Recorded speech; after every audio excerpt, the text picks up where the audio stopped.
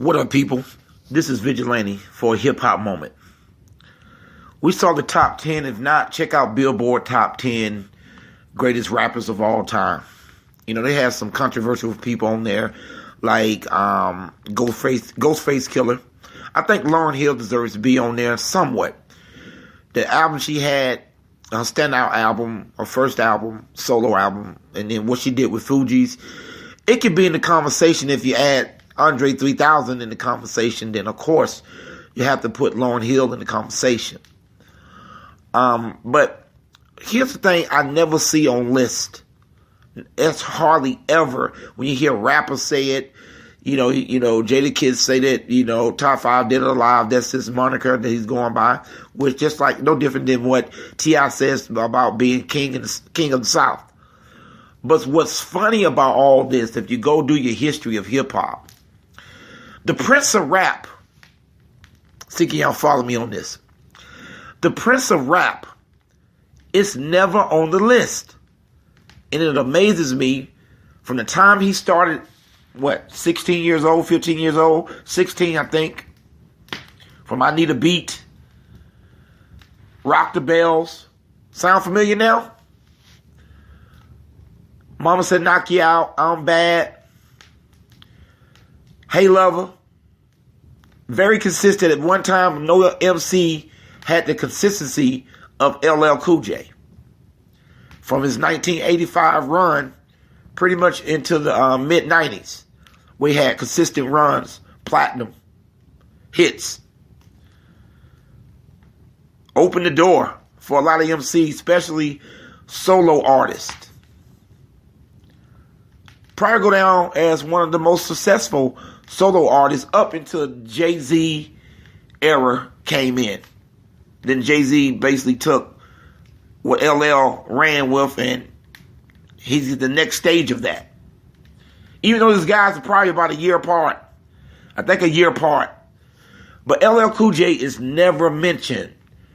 Is it because of his love persona? Or what? Or just something about this new generation that don't like LL? He's never mentioned, at least in the top 10. You're going to say that greatest rapper all time or greatest lyricist. All depends on what you're saying. Even lyrics, his lyrics are slept on. But I'm not here to defend him in that. Let's just defend him in all the things he's done. You're trying to tell me right now, Ghostface Killer, which I love. I think he's dope, underrated, all that. But he's not a better rapper than LL Cool J. From a whole total body of work. No way. It's not even possible. Can he flow? Of course he can. But do you actually think that a focused LL can't deal with Ghostface? I'm saying it. I know. I'm saying it. Wu-Tang fans going to be all over me. Total work. Now, don't get it wrong. Ghostface got some dope, slept-on R&B type songs. He had an album a couple years ago with that type of vibe. So he's dope. But y'all can't keep disrespecting LL and leaving him off of all these lists. He already didn't get in the Rock and Roll Hall of Fame, which is absurd. I mean, are we really going to let people change our history? You know, one thing we're afraid of is saying that, you hear the people say 20 years from now, they're going to say Iggy and Eminem created rap. Well, hell, I can see why they'll say that, because we don't have no keepers of the gate to protect rap and its integrity when we let dumb shit go on a list and get mad about it. Billboard lists don't matter. That's the problem with hip-hop. That is the biggest problem. So you didn't think I was going to come this way. That's the problem with hip-hop. We always running after people who don't have the authority to tell us who the top is. Hip-hop is supposed to be ours. So when other people make a list, it does not matter. Why? Because it's a hip-hop, our magazines or our platform or our people, our culture, people that really know hip hop put people on the list and make a legitimate hip hop list. It's no different when we running after the Grammys and Billboard Awards and mad because Billboard didn't give us nothing. It's the fact of the matter is, until black people learn to create their own, like hip hop, to create its own lane and make its own list, they'll run after our list. We sit around and complain about what they have to say about us. Let's create our own. Then it won't be an argument. We can argue about that because we have people that know hip hop, that know KRS-One.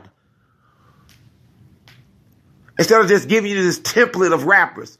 And I love Andre 3000, but greatest rapper of all time with limited body work, and you can't count 16 bars or maybe 32 bars when he's with Outkast. Now, those bars are magnificent. They're dope. But greatest of all time? And if you say Big L is one of the greatest of all time, how in the hell can you leave out Pun? They almost go together. How can you leave out Big Pun if you put Big L down? I'm not going to speak on Tupac because that's not to speak on. And Snoop longevity, you can't deny. You know, it's always slighted. Rappers in that era was always slighted when it comes to rappers on the West Coast or the Midwest. Hell, you can put Tech Nine in the conversation now. His body of work, his skill pattern. What you basing this stuff off of? Lyrical ability? You think that Ghostface can hang with Tech Nine on a mic or Twister? See, if I throw those names up, a lot of people maybe from the East Coast might go, what is Viz talking about? What are you talking about? You trying to tell me Tech Nine and Twister are not good lyricists and ain't got multiple style? When we gonna start giving speed rap its proper due? Eminem is a rapper that definitely got bars, can spit, and you can't deny his skills. But when you stack him up, he's a Midwest rapper. No different than Tech Nine and Twister, with the exception of he's white. That's it. It's a fast rapper. Good bars. Multi-syllable scheme, setup, you name it. No different than Tech Nine. No different than Twister. Just a different color. But Eminem deserves to be on the list. Nobody's knocking that. But let's get it right, y'all. Stop the disrespect of hip-hop legends, man. Whether y'all don't like LL because he's doing television now or whatever, y'all cannot deny this man's influence on hip-hop by disrespecting him, that you got other rappers that either didn't last that long because of certain things that happened to him in life. Like Big L was on his way. Great freestyles you hear. He was on his way. But we don't know by the third or fourth album where Big L would be. Technically, you don't know by the third or fourth album where Biggie would be. But we know he did enough to be in the conversation. Tupac did enough to be in the conversation. And we can see the Ghostface Killer. You know, he got some solo joints. And also Wu-Tang. Hell, Inspector Deck is lyrical. So, y'all tell me what y'all think. Like I say, but the bigger issue is we should have our own rankings. So when they throw out something like that, we go, oh, whatever. Tell me what y'all think. Out.